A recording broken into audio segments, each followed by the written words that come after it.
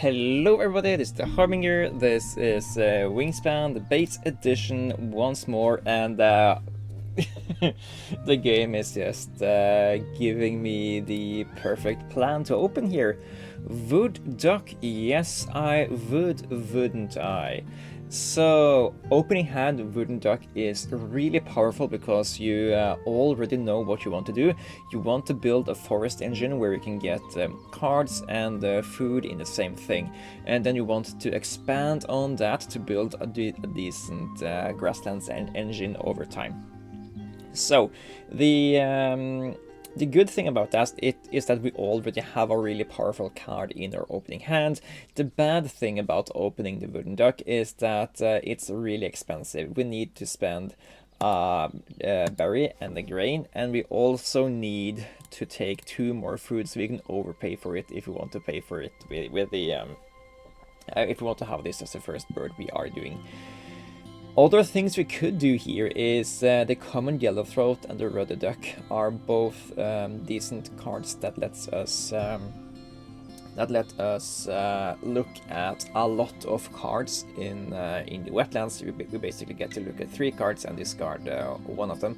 So those could also be a good shout for doing that. But I think we'll just go for the wood duck play here, and maybe try to pick up the blue jay really fast, so we could have a second bird in our either the blue jay or the bird owl. Just to have a second bird in our forest, so we can get up to that third column where the goodies are. So we need a bonus card here. Passerine Specialist is a little bit off-putting for me because a lot of the birds that have small wingspans also have a few points, and I don't want to push myself towards playing birds with few points. While Ecologist is basically gonna be a guaranteed 4 points as long as we spread the love out a little bit, and that's gonna be very easy when we draw more cards and we are taking a lot of food. In the base game, getting access to enough food is usually actually a little bit troublesome. So okay, that guy is gone, but that's fine, because you need to get up to here to get a second food dice, and every now and then it's just hard to make that early push so you can get additional resources. But having the wood duck here, getting 2 times the resources at the same time, is just gonna help us out a lot. So usually in Oceania, barred owl and other birds like this that are generating points, maybe generating points in the forest, they are usually considered pretty bad, since they are they need specific, they aren't worth that many points, and they don't really have a powerful ability. But in the base game, getting access to this area here compared to getting access to this area over here is really powerful. So I don't mind picking up that guy, except for the fact that we don't have access to the food that they need for quite a while. So in that regards, we might very well or much rather play a roast-breasted grosbeak. It's worth a much higher base amount of points, and it's also going to help us generate more food over the course of the game. So I love that. Gonna sack the hooded warbler, and then it's just a question of do we do anything drastic here? I think we don't. Let's just take some more food here, take the cherry since it's rarer, and draw some more cards for the Trony Warbler and the Common Loon. Let's keep the Warbler around, since it can be played into the wetlands, and we don't need to play stuff in the wetlands until later, but it's gonna help us out with the ecologist stuff. And now we just need a single more food here, and then we can start to push for laying eggs and that kind of stuff. Bruised Blackbird is a great card for generating points, great card for generating more eggs, but it's bad for us in the kind of game we're playing, because we are doing a wood duck game, and a wood duck game is characterized by having food and cards from the same habitat, but you're gonna have access to very few cards overall. So you don't want to spend your cards tucking them to birds that give you other resources, because our cards are gonna be so much more valuable by having them being played out. I wouldn't mind getting a tuck draw bird that can tuck some card for us and get back better stuff, but we can't rely on we can't rely on drawing enough cards from the wood duck to get to these guys. I'm gonna sack the black-billed magpie, and then the question is, should we play the coot? I don't think we should. We're not gonna activate the wetlands that much, so if we get more good wetlands cards, we might consider. But we are going to the forest for card draw purposes, and I think we're just gonna stack the wetlands with cards like the warbler to generate points there. So what we should be looking for now is we should be looking for cards with the with this nest type here. We need to prepare for the further round angles. So we should try to find grasslands and wetlands bird that have this nest type. And ideally we'd find cheap grasslands birds that help us lay eggs, because we're gonna need a lot of eggs for the future bonus rounds. I am going to take 2 fish here, that way we can guaranteed get the grain out of the grosbeak. And let's see what's more available here. Wilson Snipe is certainly something we can consider playing just for this thing. It's really cheap to get out, so I like that. And also we can also play out Barrett's Goldeneye. I'm not too keen on spending actions laying eggs here, so getting 3 eggs off this Goldeneye just very neatly pairs up with my intentions here. We are gonna have to lay a single egg, or spend a single action laying eggs on the Wilson Snipe, if we do want to become on board for the second round end goal. So there is that. Now, I don't care about picking up either of these birds, but I guess they are the options we have available just now. I'm gonna take that cherry to have some food variety and see if we can't find something else here. Spotted towhee and the horned lark. We're not going to activate the grasslands, so we don't care about that bird, and we already have access to free grain in the forest, so we don't need to think about that thing. Horned lark isn't usually something I'm too keen about. It for the same reason as well. I'm not too keen for the blackbird. It spends cards from our hand, and cards from our hand are a really limited resource. We want to have some cards in hand. We want to discard to the wooden duck in case we draw two really good cards. However, having one of these birds here with the correct nest type isn't too bad, since it will let us get 3 eggs next time we lay eggs here. So I will play the horned lark, and we do have at least one bird here we can sack to it when that time comes. So let's spend the grain here, since we get those for free and grains are more common than cherries. Spread these eggs around a little bit. That way we can we are further in content for the round 4, when the Barrel Goldeneye also gets some stuff into our wooden duck here. In the meantime, let's look for some more food, get some variety going, draw some more cards with our wooden duck, and I think We are sacrificing the goldfinch. I don't care too much about playing that. We could, for example, play the yellow-bellied sapsucker. It does give us more food, but we are getting 3 food every action here, which is probably gonna be more than we are needing.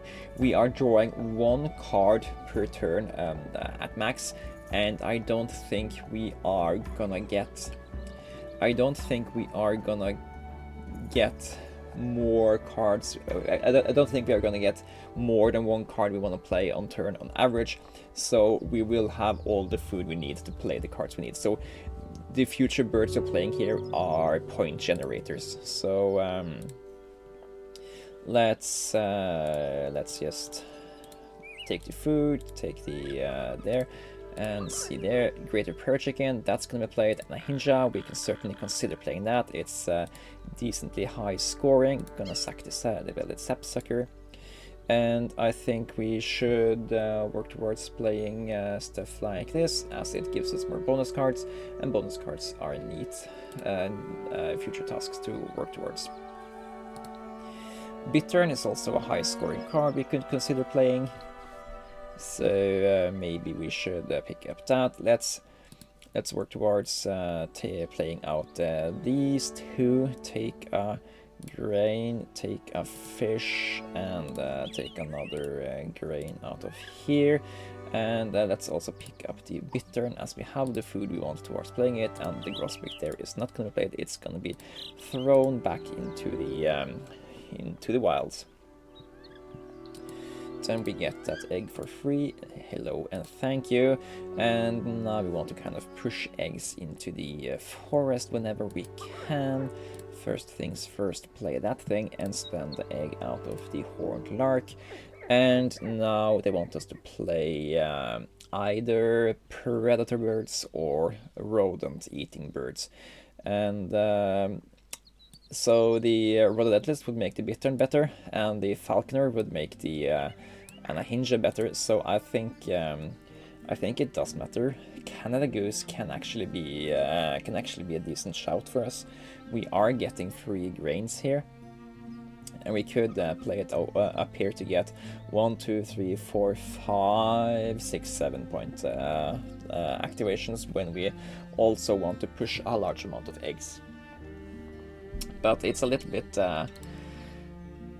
late to change up our ideas too much. But I think we're gonna take the falconer here, because then we can play this one with pretty cheap, get the Canada Goose, play out that, have three birds in all habitats, and maybe push for some eggs without spending too many points. Or this would be the 8 point, and this would be a 9 pointer, but this one would cost more food. Let's take the bittern route, as we might get some other good cards to play. Don't lie to. Gonna take the most amount of grains we can here. Actually, we also need a single vertebrae, so let's do that. And let's pick up the red-tailed hawk and the Canada Goose. This one is nice. It's gonna do the same thing for us for the rhododendron here. Let's sack back out the Ahinja there, since we decided to go that route. And then I think we play out the birds we decided to play out. Let's do that. Eat that egg. We don't need to play this until very late in the game, since we're not activating the wastelands. And now we can activate over here, lay 4 eggs into the forest, while also, oh, we can tuck a card. Yes, let's tuck the bruised blackbird. And then we can, no, not grains, spend a fish here to lay 4 eggs into the forest, and get 2 more points from spending a grain there. And that's nice, stealing that 6th. Okay, Piloted Woodpecker is an awesome card in the base game here. However, it's a little bit late for it to pop off, so I don't think we're gonna be too excited about that guy. So what should we be looking for now? We should play out American Bittern, because that will give us 7 points from the card, 2 more points from Relentless, and 2 more points from Ecologist. So that's just a really good play. Of course, we don't have any more rodents left, so we would be overpaying. Overpaying with this food means we can't lay as many eggs. So before we do that, let's also go here, take a rodent for the bittern and take some grain for the Canada goose. And look at the card here, eat bird, take another grain for the... Oh, the opponent could take food when... the opponent could take food when we succeeded. Ah, we lost the grain there. No! Red-tailed hawk succeeding, lost us a point. Ah, well, we couldn't have known. Ooh, Woodstork. Yes, I'd love to play that. That is actually probably gonna be a better payout than the Bittern. So we're gambling 1 guaranteed point versus the potential of the bonus card. So I'm gonna go for this instead of this. Both of them eat rodents. Both of them are the third card in the third habitat. So yeah, let's actually eat the egg out of the wood duck, since that's been filling up from the golden eye. Okay, bird counter or anatomist. Neither of them work together with these guys, so I'm just gonna take the one giving us more points, which is bird counter. And then we have to do some math. Is it gonna be better for us to just flat out lay eggs the rest of the game, or should we play out either of these birds? We could easily play this guy out. This is a 7-pointer with Relentless, so it's 9 points, costing us 2 eggs, which means it's 7 points.